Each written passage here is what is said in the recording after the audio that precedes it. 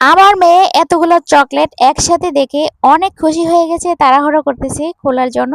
বলতেছে এই ললিপপের বক্সটা সর্বপ্রথম দেখাই দিতেছে যে এইটা খোলার জন্য, এইটার ভিতরে কি আছে। তো ও তো অনেক খুশি হয়ে গেছে একসাথে অনেকগুলো চকলেট দেখে। আমি তো ওকে খুলে দিতেছি। এই চকলেটগুলো ও গিফট পেয়েছে বলে ওর আঙ্কেল ওর জন্য পাঠিয়ে দিয়েছে। হুম। তো এখানে খুলে দেখি একটা বড় ললিপপের ডিব্বার ভিতরে ছোট ছোট অনেকগুলো ললিপপ থাকে। হ্যাঁ, এখানে জি, এখানে অনেক ললিপপ পাওয়া যাবে। এই যে দেখেন অনেকগুলা ললিপপ। এই ললিপপগুলো খেতে কিন্তু অনেক বেশি মজা, আর আমার মেয়ে অনেক বেশি পছন্দ করে। তো রাত্রেবেলা আমার মেয়েকে আমি খাওয়াইতেছি চিংড়ি মাছ দিয়ে পুঁই শাকের ডাঁটা আর আলু দিয়ে রান্না করেছিলাম। তো খাবারের পরে এই যে কতগুলা তালের শাঁস নিয়ে আসা হয়েছে এখানে। তালের শাঁসগুলো কিন্তু যদি একটু বেশি নরম হয় তাহলে খেতে কিন্তু অনেক বেশি মজা লাগে। তো সবগুলো আগে এভাবে চিলিয়ে রেডি করে রাখলাম, এখন সবাই মিলে খাওয়া হবে।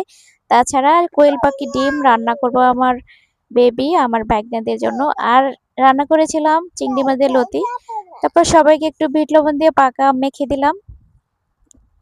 পাকা আম দেখেন আমার মেয়ে চকলেট মানে খাওয়া থেকে নষ্ট করতেছে বেশি সকালবেলা এখন। তো কিছু করার নাই, ওরা এরকমই। ওদের খাওয়া দাওয়া শেষ করার পরে বাকিটা ভালো না লাগলে এভাবে নষ্ট করে দেয়। তো রান্না কিন্তু চলতেছে এখন দুপুর বেলা। গরুর গোস্ত বসানো হয়েছে আর রান্না করা হবে মুরগির গোস্ত দিয়ে বিরিয়ানি। তো এদিকে আমার বোন রান্নাটা বসাই দিয়েছে, আমি একটু নাড়াচাড়া দিয়ে দিলাম আর এদিকে আসলাম একটু ভিডিও করার জন্য। এই যে দেখেন মুরগির মাংসটাও বসিয়ে দিয়েছি সুন্দরভাবে হইতেছে। তারপরে রান্নার ফাইনাল লুক দেখেন, রান্না কিন্তু হয়ে গেছে গরুর মাংসের। এদিকে পোলা চাল ধুয়ে রাখা হয়েছে, পোলার চাল এগুলো আমাদের বাড়ি থেকে আনা। আর একটু ছোলা বুট রান্না করবো আমি।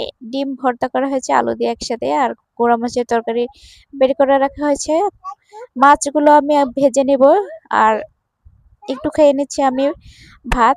ইলিশ মাছ ভাজি ছিল, ভাজি দিয়ে গরম গরম ভাত খাচ্ছি। একটু গরম করে নিয়েছি ভাত ওভেনের ভিতরে, আর পান্তা ভাত খাচ্ছি আবার দুপুরবেলা।